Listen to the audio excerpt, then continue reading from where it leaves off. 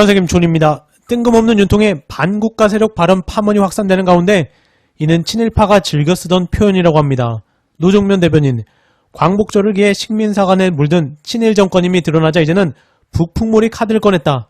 반국가 세력들은 해방 후 친일파가 독재 정권의 하수인들이 즐겨 쓰던 표현이라고 지적했습니다.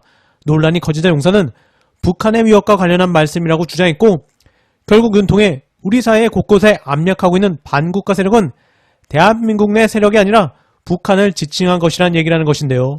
관련해서 박지원 의원은 귀를 씻고 들어도 9.9 이념 가스라이팅이라고 비판했습니다. 박지원, 반국가 세력이 있다면 검경군은 체포해야 한다. 직무유기 아닌가라고 반문할 정도였는데요.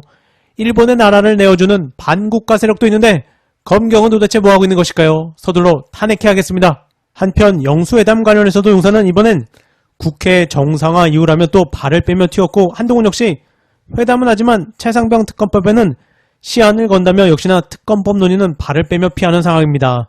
그래서 이재명 대표는 한동훈 국힘 대표의 역제안을 두고 조건 붙이고 단서 달고 하는 건 결국 하지 말자는 얘기라고 비판했습니다. 역시나 말 바꾸는 한동훈과 영수회담은 무서워서 피하는 용산, 저들과 무슨 대화를 할까 싶습니다.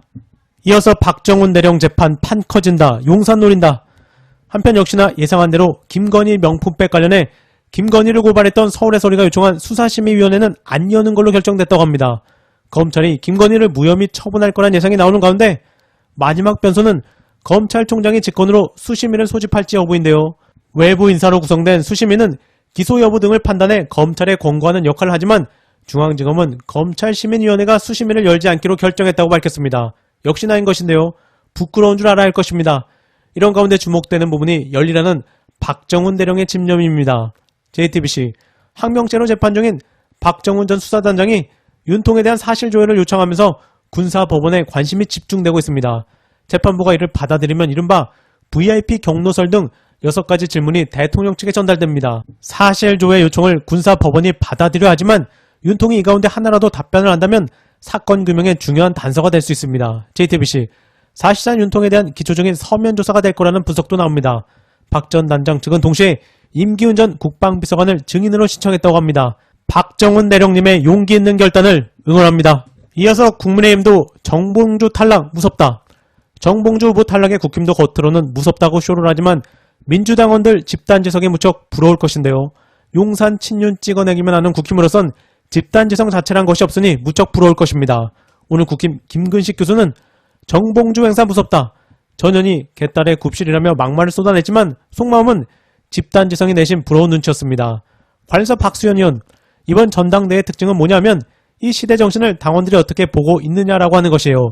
그것은 한편으로는 실용정당으로 가되 한편으로는 강력하게 윤 정권의 무덤, 이런 것들에 대해서 싸울 건 싸워야 된다라고 하는 그런 지도부를 구성해 주신 것이죠. 박수현, 16년간 원내에 있으면서 이 고생했던 정봉주 후보에 대한 아쉬움과 안타까움과 동정심 같은 것들이 그를 1, 2위로 유지시켰던 원동력 중에 하나라면 그 설명하는 과정에서 당원들에게 진정성을 잃어버려서 지금 얘기했던 동정심과 안타까움 같은 그런 지지 기반을 잃은 것이 아닌가, 저는 그렇게 생각하고 정봉주 후보의 탈락이 강성 팬덤의 그런 어떤 이재명 1극 체제 이런 무서운 잔인함을 보여주는 것이다라는 그런 분석을 그래서 할 수 없다, 저는 그렇게 생각하는 것입니다. 한편 박진영 부원장과 현근택 변호사는 방송에서 정봉주 후보 관련 이런 비하인드를 전했습니다. 박진영, 정봉주 김두관 망한 건 곁에 오래된 수준 낮은 이들이 붙은 탓, 페이스북에 쓴 것도 무슨 말을 하는지 모르겠다. 붙은 사람들의 전략은 옛날 당원 20만 명 시대나 통할 방법이다. 지금 당원들은 소통하며 전략 투표가 가능한데 진영 논리에 갇힌 당원들 노리고 짠 것 같다. 현근택, 이번 전당대회 축제 분위기로 잘했는데 정봉주가 오게 튀었다. 정봉주 정치 재기 어렵다. 나는 전현희를 도왔다. 김어준 총수씨, 당원들의 집단지성이 무서운 줄 알아야 한다. 그 앞에서는 경력도 직위도 다 필요 없다며 정봉주 후보는 자신이 한 말 때문이 아니라 그 말을 수습하는 과정 때문에 탈락했다. 한마디로 요약하면 솔직하지 못했다고 강조하기도 했습니다.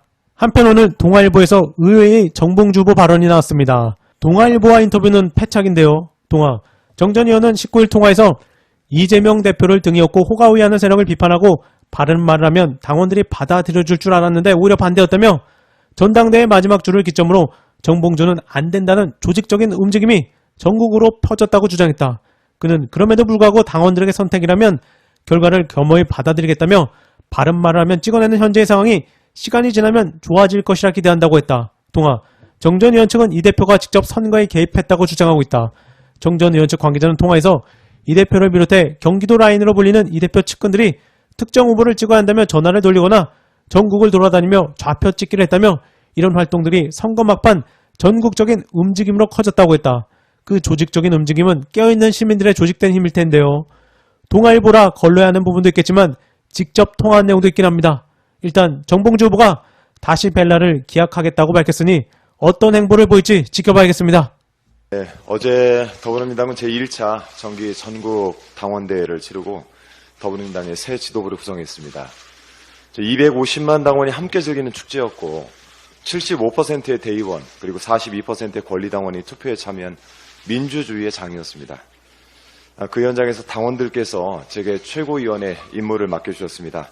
앞으로 이 임기 동안 오직 당원들의 그 뜻을 따라서 제 일을 제대로 하겠다는 말씀 먼저 드립니다.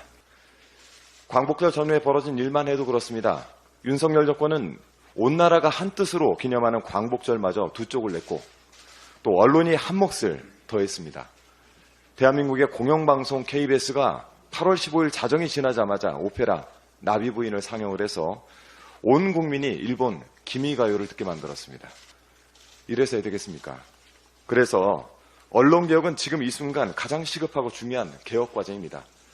우리 기업과 생각에 권력이 더 이상 손대지 못하도록 언론개혁을 시작해야 합니다.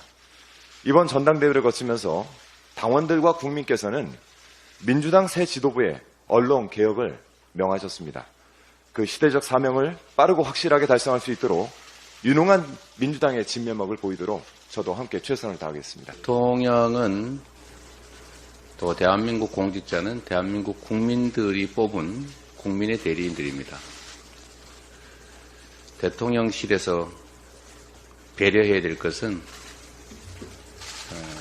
대일본 제국 천황이 아니라 대한민국 국민의 마음입니다. 일본 국민의 마음을 살필 게 아니라 우리 국민의 마음을 살피시길 바라고, 그게 잘못됐다고 생각하면 당연히 즉각적인 엄중한 조치가 필요할 것 같습니다. 회의를 잠시 정의하겠습니다.